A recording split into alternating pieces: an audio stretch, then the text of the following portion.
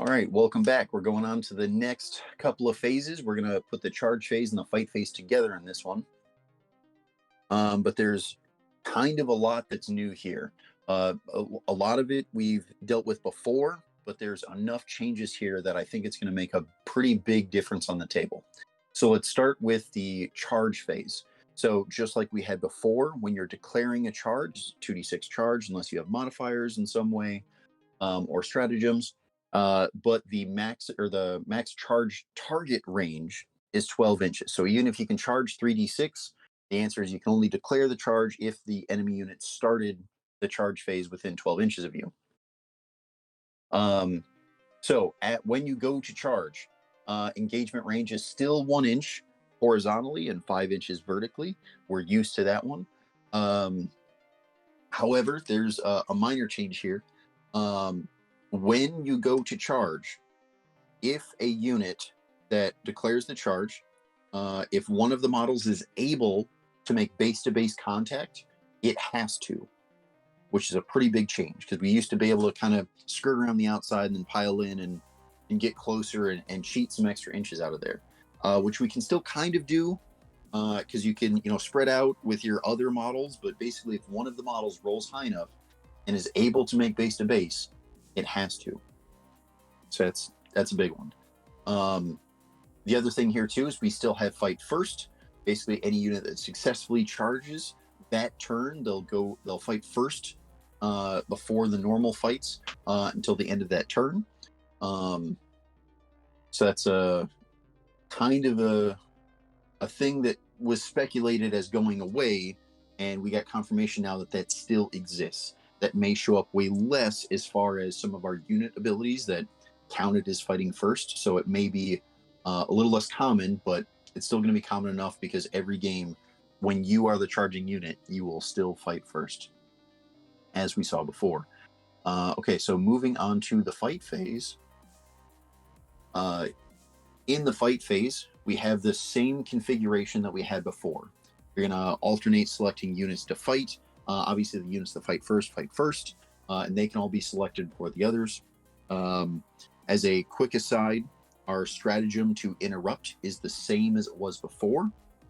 You can only use that stratagem after a unit from your opponent has already fought, but then you can use that to interrupt so that you can fight with one of your units before the rest of theirs go.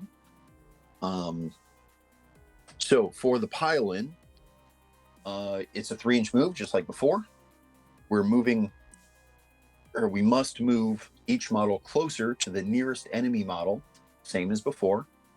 However, biggest change, if a model is able to make base-to-base, it must go base-to-base. So there's no more, I'm almost exactly an inch away, and then I get to like 3/4 of an inch this turn, and then when I go to consolidate, I'll get to like 1/2 inch. If I'm able to make base-to-base contact with that first 3-inch move, I have to. And this is going to come into play in a lot of ways through some weird interactions. When you are making your pile-in move, obviously you can't break unit coherency. So as much as you have to move towards the nearest enemy model, you have to do that in such a way that you don't break unit coherency. If that unit can't do some of those things, like if it could make base-to-base with a unit or with an enemy model, but in doing so, that would break unit coherency. So you can't achieve both things at once. Then the answer is the unit as a whole does not get to move at all. So instead of saying, oh, I'm just going to not move him base-to-base contact, but I'm going to move these other guys, you're not allowed to do that. It's either you meet all of the requirements and you do them, or you don't get to do them at all. So that's another big change. I don't imagine this is going to show up very often, but when it does show up, it's going to feel like it has a really big impact because not being able to pile in is going to change how many models get to swing by a lot, just because one model maybe needs to go in the wrong direction.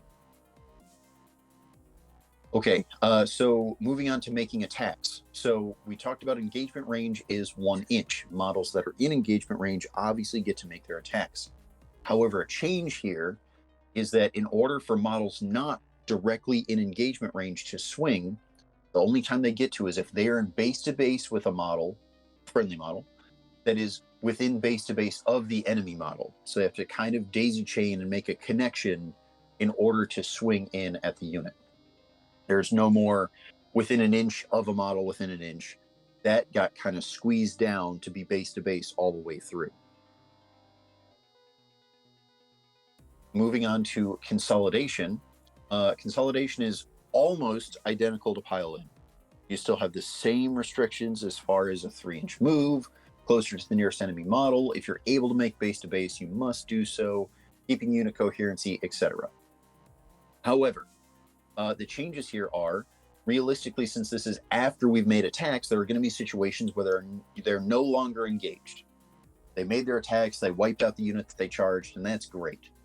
But when you go to consolidate your 3 inches, when you move that 3 inches, the only way you get to move towards the enemy model is if you can end that move within engagement range of an enemy unit. If there's no other bad guys around, and you could make that 3-inch move. In the past, we used to be able to just move 3 inches that direction and get some extra movement out of it. Now you can't. The only way you can move in consolidation, if you cannot make engagement range, is to instead move towards the nearest objective marker. So that's a weird kind of twist that they've added, and I think it's good and interesting, and I like where they're going with that. But it's kind of like multiple enemy units. There are going to be a few situations where that becomes kind of a weird thing of this model needs to go that direction because that objective marker is closer, and the other end of that unit, those models need to go the other direction, and you'll have to kind of make that spread your unit out and make like a weird daisy chain in certain instances. Now, obviously, all of these movements are maximum movements. So you could just stay 0 inches, or you could go up to 3 as long as you're moving closer. The only exception here is just like with pile in, if you are able to make base to base, you must make base to base contact. As far as the objective is concerned, if that's the thing you're moving towards, you can just decide to go 1 inch that direction and be happy with that. And that can be enough. So the move is to have your next enemy target in the direction of the objective, right? Yes, which this is where you can start doing some interesting things, right? Because you can charge, and when you charge, you can intentionally kind of scoot your unit off to the side of the unit that you're charging instead of going, let's say, directly at it. Because after pylons and stuff, you're still going to get enough attacks because maybe it's just like a little scout unit, and you can use that to intentionally force your consolidation, maybe not into another unit because you went on the other side. Instead, you now get to choose to go towards an objective. And let's say we got lucky and that objective's in a building.